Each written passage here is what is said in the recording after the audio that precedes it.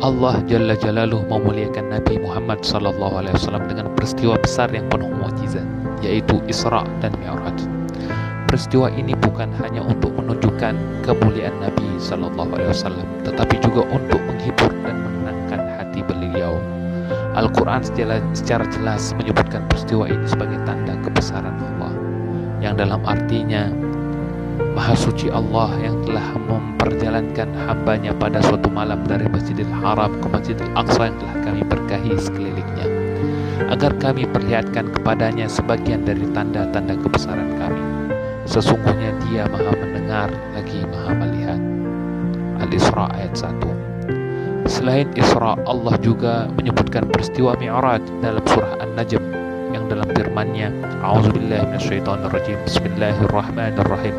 Afatumarunahu ala ma yara wa laqad ra'ahu nazlatan ukhra 'inda sidratil muntaha indaha jannatul ma'wa idh yaksha sidrata ma yaksha, yang artinya, maka apakah kamu hendak membantahnya tentang apa yang telah dilihatnya, dan sungguh Dia telah melihatnya pada kesempatan yang lain, yaitu di Sidratul Muntaha.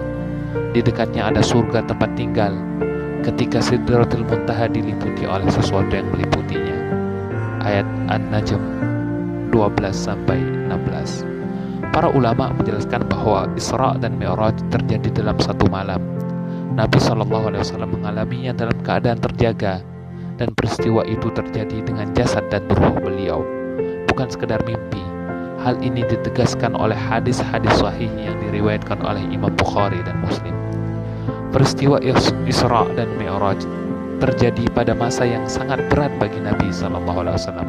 Beliau sedang bersedih karena wafatnya istri tercinta Sayyidah Khadijah radhiyallahu anha dan pamannya Abu Thalib yang selama ini melindungi dan mendukung beliau. Selain itu, beliau juga mengalami penolakan, hinaan, dan penyiksaan dari kaum Quraisy serta penduduk Taif. Melalui Isra dan Mi'raj, Allah Jalla Jalaluh menenangkan hati Nabi SAW.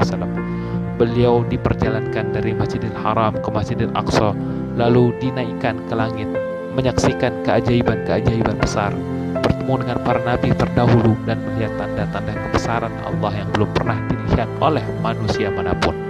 Semua ini menjadi bukti penghiburan, pemuliaan, dan penguatan hati bagi Rasulullah SAW.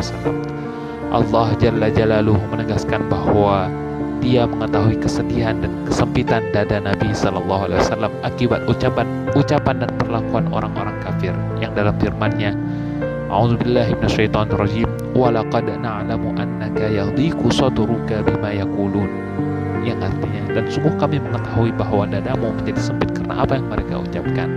Al-Hijr ayat 97. Dan Allah Jalla Jalaluh juga menenangkan hati Nabi SAW dengan firman-Nya, Taha ma anzalna 'alaikal Qur'ana litashqa, yang artinya, kami tidak menurunkan Al-Quran kepadamu agar engkau menjadi susah.